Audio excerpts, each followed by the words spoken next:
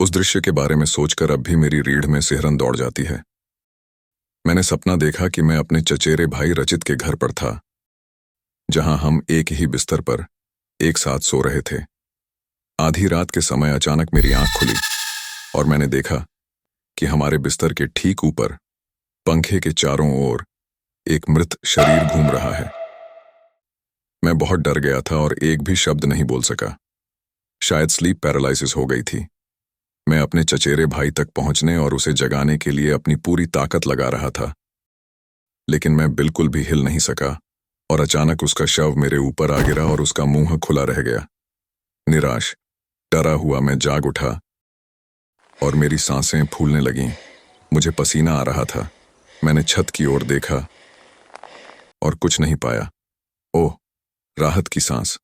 मैं अपने चचेरे भाई की ओर मुड़ा और देखा कि वह अपनी आंखें बड़ी करके पंखे की ओर देख रहा है।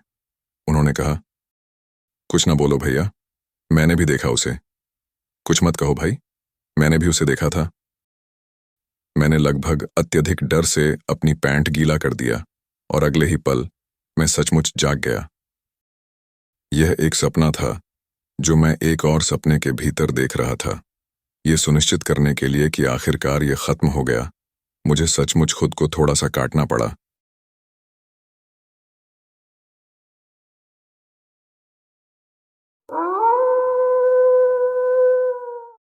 दादी की मृत्यु हो गई। हम उस घर में रुके थे जो नेवी ने आखिरी बार दादाजी को दिया था, क्योंकि दोनों के निधन के बाद यह घर नेवी के एक अन्य ऑफिसर के पास चला गया। मैं अंकल, माँ का छोटा भाई, के पुराने बेडरूम में अकेला सोया था। मैं अपने फोन पर तब तक गेम खेलता रहा जब तक नींद नहीं आने लगी। 3 बजे मैं उठा। मुझे पेशाब करना है। मैं बाथरूम में जाता हूँ, जो एक अंधेरे गलियारे में है जो गैरेज की ओर जाता है। सबसे पहले मुझे बड़े परिवार और टीवी रूम से होकर दादाजी के पुराने अध्ययन कक्ष, भोजन कक्ष और रसोई से गुजरना पड़ता है। गैराज के दरवाजे के सामने पुराना नौकरानी कमरा है, जो अब एम्प्टी है। जैसे ही मैं अपना व्यवसाय करता हूँ, मैं गुनगुनाहट सुनता हूँ बूढ़ी नौकरानी के कमरे से। यह कुछ कुछ परिचित लग रहा था। मैं घबरा गया, इसलिए मैं जल्दी से अपना काम खत्म करता हूँ और अपने कमरे की ओर चल पड़ता हूँ। लेकिन जैसे जैसे गुनगुनाहट तेज होती गई, वह आवाज ने मुझे रोक दिया। यह नौकरानी के कमरे से नहीं आ रहा था, यह टीवी रूम से नहीं आ रहा था। यह दादी की आवाज थी। वह सोफे पर बैठी टीवी देख रही है। उसने अभी भी अस्पताल के वही कपड़े पहने हुए हैं जिनमें उसकी मृत्यु हुई थी। उसकी लाश को अभी मुर्दाघर ले जाया गया था। उसने मेरी ओर देखा, मुस्कुराई और चली गई। डर के मारे मैं भागा, बिस्तर में घुस गया और सुबह तक जागता रहा।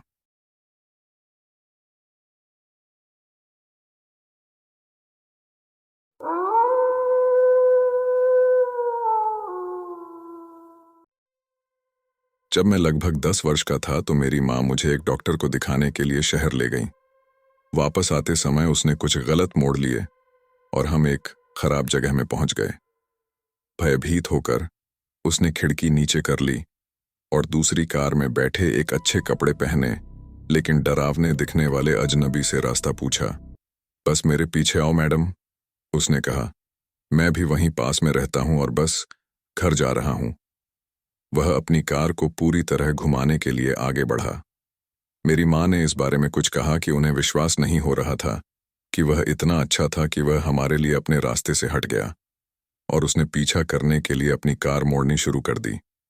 केवल एक बच्चा होने के नाते मुझे यह सोचकर आश्चर्य नहीं हुआ कि जहां वह पहले से ही जा रहा था, वहां पहुंचने के लिए उसे घूमना क्यों पड़ेगा। पर यह मेरी माँ के साथ भी नहीं हुआ। सौभाग्य से एक अन्य व्यक्ति ने बातचीत सुनी, मेरी माँ को उसका पीछा न करने की चेतावनी दी और उन्हें उचित निर्देश दिए। यह देखकर पहला आदमी तेजी से भाग गया। हमें बाद में पता चला कि पहला साथी हमें शहर के सबसे बेकार खाली गोदाम जिले में ले जाने की कोशिश कर रहा था। यदि यह दूसरा आदमी न होता तो शायद मैं उसे देखने के लिए कभी जीवित न रहता।